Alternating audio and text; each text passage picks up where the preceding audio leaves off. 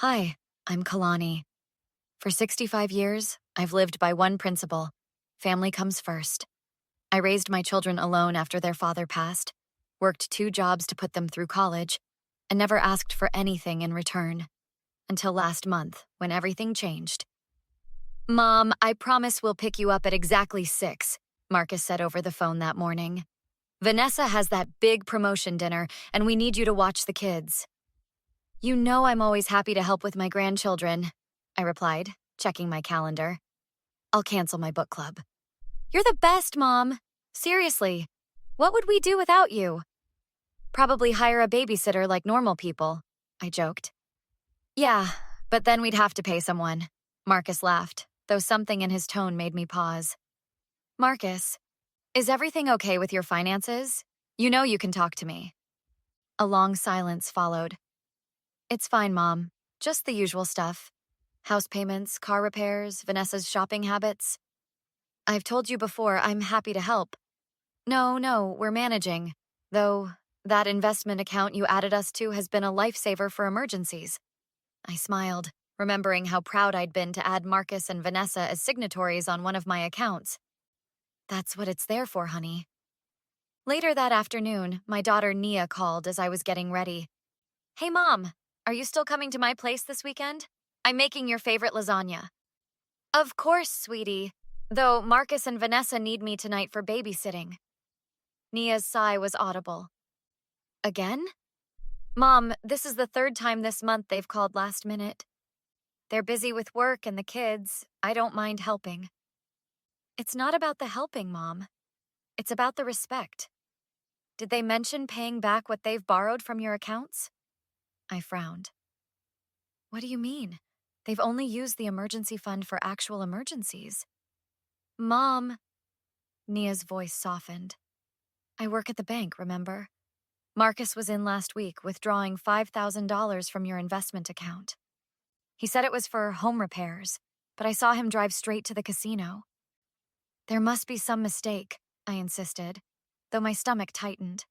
Check your statements, Mom. I'm worried they're taking advantage of you. I will, but I'm sure there's an explanation. Marcus wouldn't... Just be careful, okay? And call me if you need anything. Anytime. At 6 o'clock sharp, I stood at the curb outside my senior apartment complex, overnight bag in hand. The sky darkened as rain clouds gathered. By 6:30, large droplets began falling. I called Marcus. Hey, Mom, slight change of plans, he answered, music and laughter in the background. Can you grab an Uber? Vanessa's dinner got moved up, and we're already here. But Marcus, it's raining, and I don't know how to use those apps. It's super easy, Mom. Just download it. Or take a cab. I don't have cash, and you know cabs don't come to this neighborhood. Can't you just... Mom, I really can't leave right now. This dinner is huge for Vanessa's career. By 7, I was soaked, my arthritis flaring painfully. My neighbor Doris found me there. Kalani, what on earth are you doing out in this downpour? I looked up, rain mixing with tears I hadn't realized were falling. Waiting for my son who isn't coming. Come inside before you catch pneumonia, she said, helping me with my bag. And let me show you what my daughter taught me about checking bank statements online. I can't believe this, I whispered, staring at my laptop screen. The withdrawals were all there. Not just hundreds, but thousands of dollars, dating back months. Want me to call Nia? Doris asked, refilling my tea. Yes, please. 30 minutes later, Nia arrived, still in her bank uniform. Mom, I'm so sorry, she said, scrolling through the statements. This is worse than I thought. They've taken almost $50,000 in the past year. But how? I would have noticed that much money missing. They were careful, Nia explained, pointing to the screen. Small withdrawals at first, then gradually larger ones. And look at these transfers. They moved money from your retirement account to the joint investment account, then withdrew from there. Is that why Marcus was so eager to be added to my accounts? For this? I think we should call Roger, Nia suggested. He's your financial advisor, right? He can help us sort this out legally. Roger arrived the next morning, bringing files and a grim expression. Kalani, I've been trying to reach you about unusual activity on your accounts. I left several messages. I never got any messages, I said, confused. I always called the home number you gave me. The landline at my old house? Marcus lives there now. I moved to the senior complex last year. Roger nodded slowly. That explains it. Look, these transactions are troubling. Did you authorize Marcus to transfer $50,000 from your retirement fund? Absolutely not. What about these cash withdrawals from the emergency account? No, he told me they only used it for real emergencies. Kalani, Roger leaned forward. I hate to ask this, but did you sign anything recently? Any paperwork Marcus or Vanessa might have given you?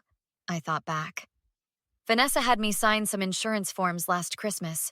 Said it was routine. Roger and Nia exchanged concerned glances. Those weren't insurance documents, Nia said gently. Based on these transactions, I think they had you sign a power of attorney. That's impossible, I exclaimed. They wouldn't. Mrs. Washington?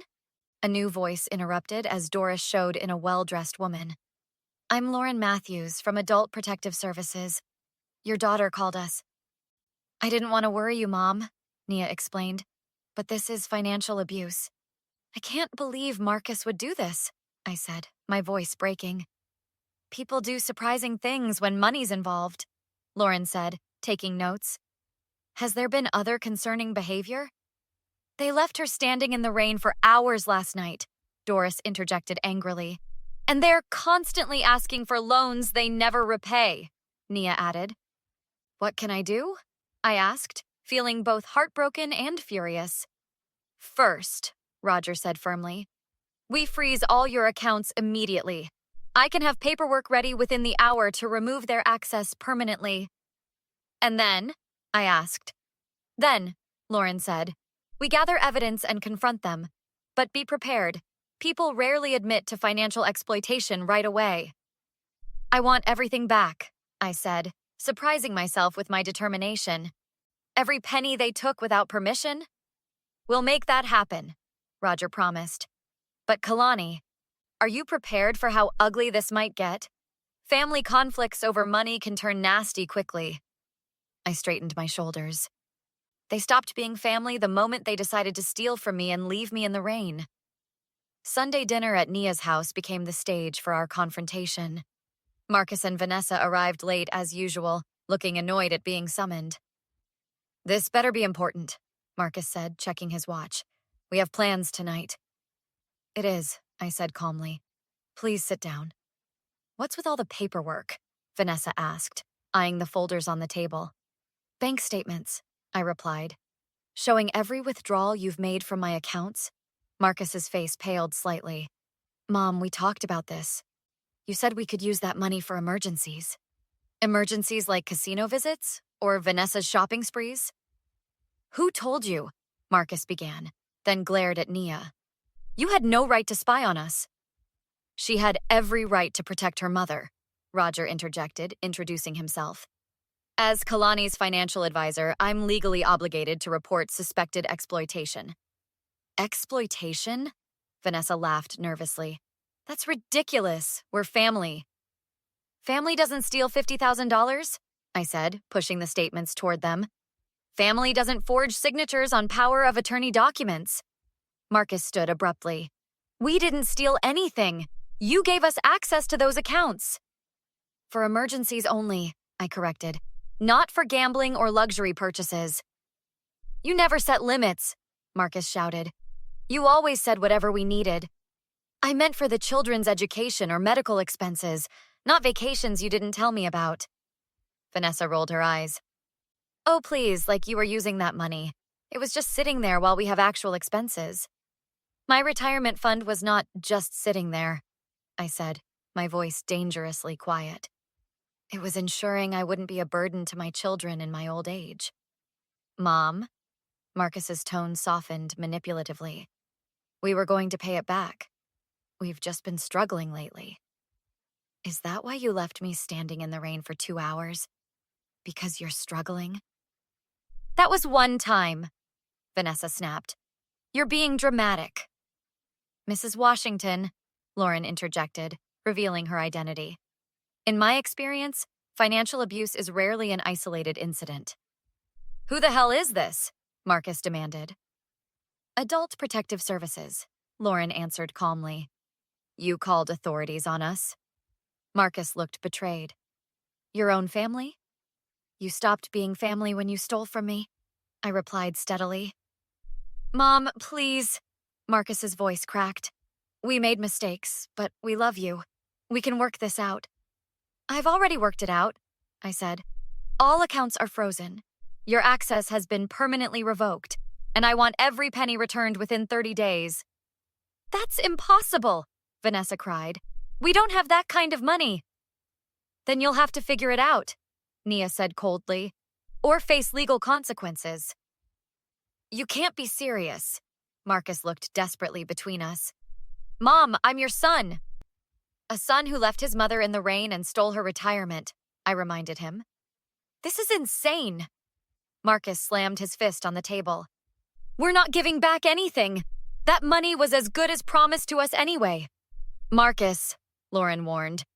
Threatening will only make your situation worse. I'm not threatening, he shouted, then pointed at me. But you'll regret this, Mom. You think you can just cut us off after everything we've done for you? Everything you've done? I repeated incredulously. You ungrateful...